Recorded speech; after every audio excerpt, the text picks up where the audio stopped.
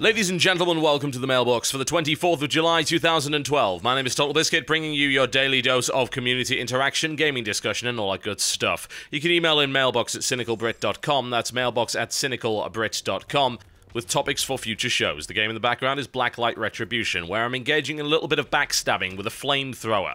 You'd be surprised at how viable that is. Also, they put a Half-Life crowbar into the game, so beating people to death with that feels pretty damn good. First email comes in here from Tony that says, having been a Warhammer 40,000 fan for some time, I feel that THQ has begun to drop the ball regarding the franchise. When the original Dawn of War came out many years ago, I could not get enough of the intense and downright satisfying gameplay. When the much-anticipated Dawn of War 2 finally came out, I felt a little cheated in the lack of base building, as the mechanic and how they implemented it seemed so damn awesome. That out of the way, the game was more or less interesting due to the squad customization. That being said, the next two expansions for the game, Chaos Rising and Retribution, seemed completely lackluster. The reason being the recycling of 80% of the maps from the original. THQ further disappointed with their redesign of their anticipated MMO, which I believe could have been a massive success if done correctly. Do you feel THQ will salvage the series anytime soon, or will this mediocrity continue? Well, the first thing is you should probably be blaming most of these things not on THQ, but on the people that actually made the game, i.e. Relic. Now, I know, it feels bad to criticize Relic, because those guys are a pretty stalwart PC developer. They've made classics such as Homeworld, Company of Heroes, of course the original Dawn of War. But at the end of the day, when it comes to stuff like recycling, it's got to come from them. THQ is not the one telling them to do that. The recycling will have happened as a result of Relic's decision. Now, the possibility is that THQ pushed for the release date, and as a result, they had to recycle those maps. But I don't really see why they would have done that. I mean, it's an expansion. For the most part, you don't see expansions really get pushed like that. You don't see expansions rushed to release. I mean, sure, you see DLC rushed out, but that was a fully fledged expansion pack, so I'm not really convinced about that, and I'm certainly not convinced on the second one either. I think that you've got to expect some map reuse, especially when you come down to Retribution, because that game actually had 6 campaigns in it. So if you don't reuse the maps, then you end up spending a hell of a lot more time developing new maps, and as a result, you get shorter campaigns or lower quality elsewhere. I don't know, maybe it's just me. I think because I used to play Dota a lot, and now I play League, and I only really play on one map, I've never really had this desire to see a big variety of maps. I would happily play Finn's Revenge over and over again on Supreme Commander, because that's an awesome map. I don't really feel the need to have 30, 40, 50 maps available for my game. A couple would be nice, so I get a little bit of variety, but the rotation doesn't really have to be huge in order for me to actually enjoy it. I think that there are certain genres where you definitely need more maps than others. I don't think strategy is necessarily one of them. All you need is a small core of balanced maps. It's a problem StarCraft's having at the moment. They're trying to come up with a tournament-viable set of maps, and it's difficult to actually come up with a set that actually works because the maps change with the metagame, and it actually directly affects the balance. If you have a tournament that has a bunch of one-race-favored maps, then that actually affects the balance of the tournament, as you might imagine. Now, balance in single-player, that's not so important, of course. If you're having map repetition in single-player, then yes, you can get a little bit of boredom, but I feel that a map is just an arena for something to happen. You can have different scripted events, you can have different engagements, the whole battle can play out entirely differently and still be on the same map. So I'm not really too worried about that. When it comes to THQ and the Dark Millennium MMO, that's because of costs. That's because they're very worried that they can't afford it. They're having to cut jobs. Vigil's lost a bunch of staff. THQ has only really been saved by the success of Saints Row 3. And that actually kind of sucks, because among the publishers, they are certainly one of the better ones. They tend to be fairly consumer-friendly. Sure, they've engaged in some BS in the past, but for the most part, they put out good games. They don't pull a bunch of nonsense. Although, admittedly, they are really DLC-heavy lately. If we look at games like Saints Row 3, there's a hell of a lot of DLC for that. Some of it's okay, but a lot of it's really, really short. So that's a bit of a problem. We've also got Dawn of War, which had a lot of cosmetic DLC, which wasn't really necessary. Space Marine, which had a lot of DLC. The problem with Space Marine is that it split it up with map DLC as well, so that actually affected the multiplayer community, so that wasn't very smart. I mean, I don't really object to cosmetic DLC being made. I think that that's one cool way of making just a little bit of money on the side without directly affecting the balance, so nothing too bad about that. And honestly, what are the art guys really going to be doing? But when it comes to things that split the community in two, that's not a good thing. But honestly, I would rather at least see the game come out in some form than it be canned altogether, because I want to see what they can do with a game that has a wider scope. That's one thing 40k has never really done when it comes to video games, even all the way back to the originals. Talking about games like Fire Warrior, talking about games like Final Liberation, like Eldar Rights of War, like Space Hulk Vengeance of the Blood Angels, all of those games are very focused on one particular thing, and none of them has really captured the entire 40k universe very well. Even the Dawn of War games don't necessarily, because of the perspective of the campaign, and those that have had campaigns for multiple races tend to tell stories really badly. I'd also say that 40k games have done an astonishingly bad job of representing the kind of espionage and crazy conspiracy stuff that happens in the 40k universe. The idea of cults, the idea of investigating heresy, alien influence, Xenos, and of course the influence of chaos demons and all sorts of other things. That isn't represented well in a 40k game at all, so I think Dark Millennium is a good chance to have that happen. We'll see how it turns out. It is kind of a shame that it's not being an MMO, but I'm almost happy about it because how many MMOs have we seen flop? Single-player game might actually work. We'll see how it turns out. This email comes in from Johnny that says, during the beta weekend for Guild Wars 2, people were discussing the fact that Guild Wars 2 won't have a gear treadmill, and the endgame content will mostly be about making your character look fabulous. A lot of people were raging about the game not having progression at endgame. I can see that players of a lot of other games like WoW are used to having a progression-based system based on item stats at endgame, but I don't see why a gear treadmill should be the only way to progress after actually leveling up. Personally, I've played the original Guild Wars for 3 years, and I'm still happy just gathering cool-looking items and trying to get my character to stand out. I was wondering what your opinion on the whole cosmetic items versus gear treadmill argument actually is. It's going to be an interesting transition, I've got to say, but I think it opens up new possibilities.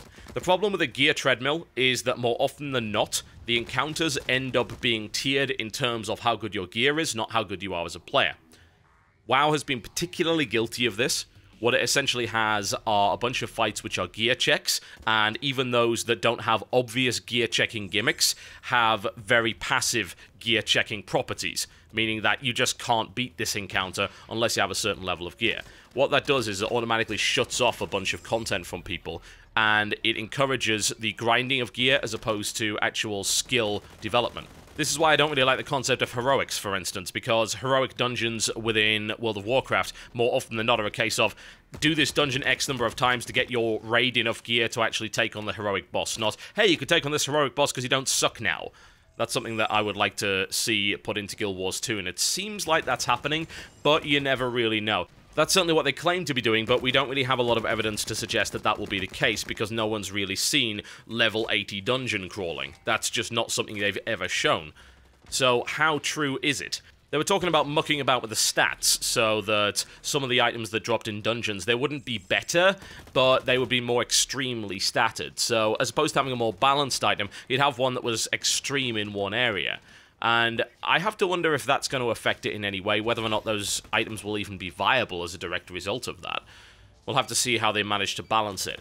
I don't really see a problem with there not being a gear treadmill per se, because I'd want to take on the challenges for the purpose of taking on the challenges. We've also got a game that has achievements and rewarding you for achievements and challenges built in from the very start, so that perhaps might affect a few things.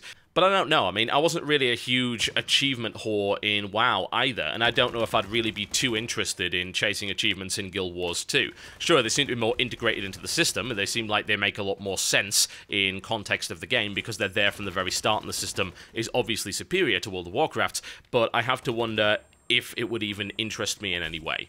I think what they've got to do is make it very clear from the outset that Guild Wars 2 is competitive in both PvE and in PvP. To do this, they need to steal an idea from World of Warcraft. They need to actually steal challenge modes. This is probably the coolest feature in Mists of Pandaria. I looked at that and I thought, it's about time.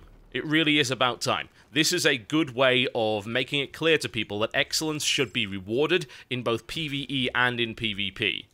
So, honestly, I would love to see challenge modes put into Guild Wars 2, shared timings, world leaderboards, things like that, and make it a competition. Provide rewards for the best players and the best guilds. Because at the end of the day, what you're doing there is making official what otherwise already existed in previous MMOs, the whole idea of the world first. The world first should matter. The server first should matter. There should be competition between your friends. If you don't care about who is world first, you probably do have a little bit of rivalry with your friends or your guildmates. There's nothing necessarily wrong with that. So I'd like to see more of that, and that also feeds into the whole idea that it's not about gear progression, it's about taking on challenges and winning. And let's be honest here. I don't know about you, But I think that the majority of people want endgame gear so they can show it off to people. They want that endgame gear because it looks awesome. They want that rare mount because it looks awesome. They want to be different from other people. And the best way to encourage that is to feed it into a system of challenges. They've got to achieve something great in order to look different, to set their character apart, to be one step above everybody else. That's the quest of most people in MMOs, to be that unique and beautiful snowflake, rather than just another face in the crowd. It applies to an awful lot of games that have progression in them, so I'd like to see more of that. But I can certainly understand why people think that, because it is a fairly jarring change. You know, I consider a lot of things regarding Guild Wars to be jarring changes, especially the idea that your character gains most of his skills, or at least most of his weapon skills, very early on, so you don't get that feeling of progression necessarily when it comes to upgrading your skills or gaining new skills, even though you can unlock new utility skills and elite stuff. Honestly though, for me, I think I'm past the need to have those kind of benchmarks. This one comes in from Chris that says, recently after the launch of the mobile game Dead Trigger, the developers decided to make the Android version of the game free under the claim that there's too much piracy on Android. Soon after, many articles spawned saying developers will move away from Android because of that. But I'm still sitting here saying to myself, why won't you let me buy your games? I'm 23 years old, currently unemployed like many other people, but €1 for a game is not something I can't spare. Here's the problem. It lies in the fact that I don't have a bank account, so I can't purchase anything digitally. And I'm certain I'm not the only case.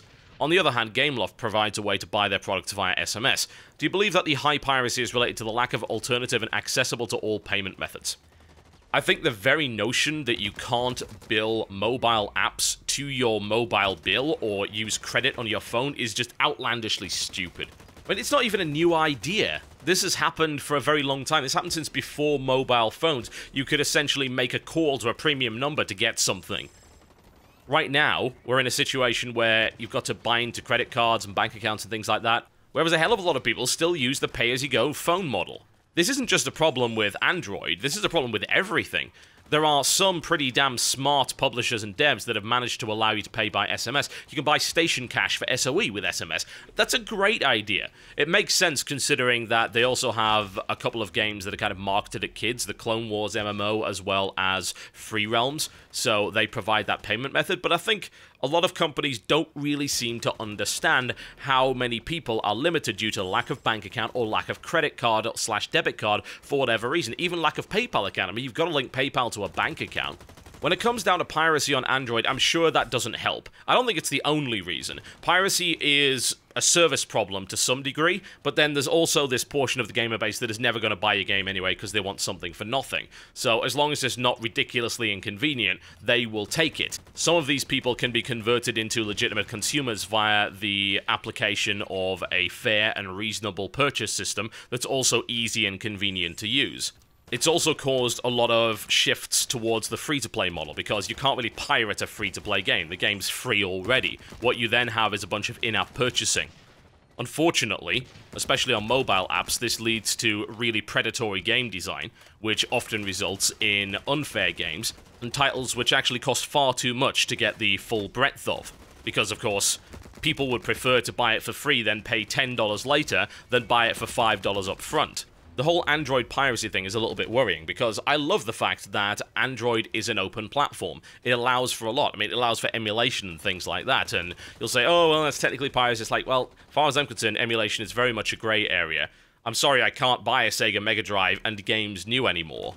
It's just the reality of the situation. But I would like to play them on the go. If I don't have an official way to do that, then I'll look for an unofficial way. With iOS, good luck actually getting any kind of emulator. I was pretty lucky to be able to get a port of iMaim onto my iPad without actually having to jailbreak the thing. It was up on the App Store for about a day and a half before they noticed, oh god, you can actually emulate on this, and then kicked it right off the network. I have to still sideload ROMs onto it to use with my iCade.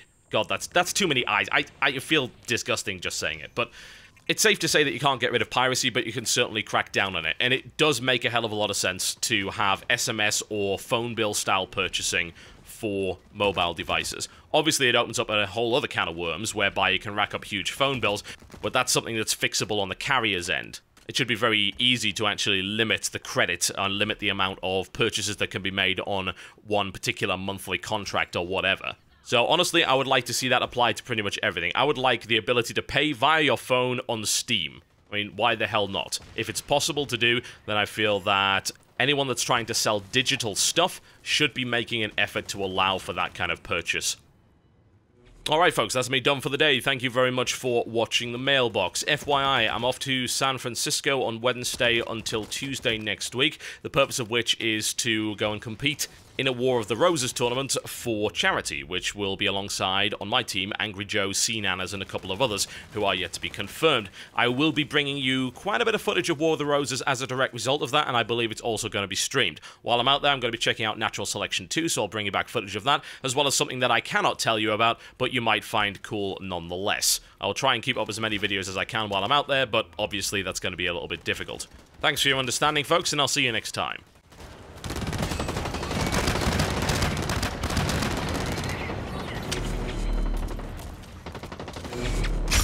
One minute till expiration.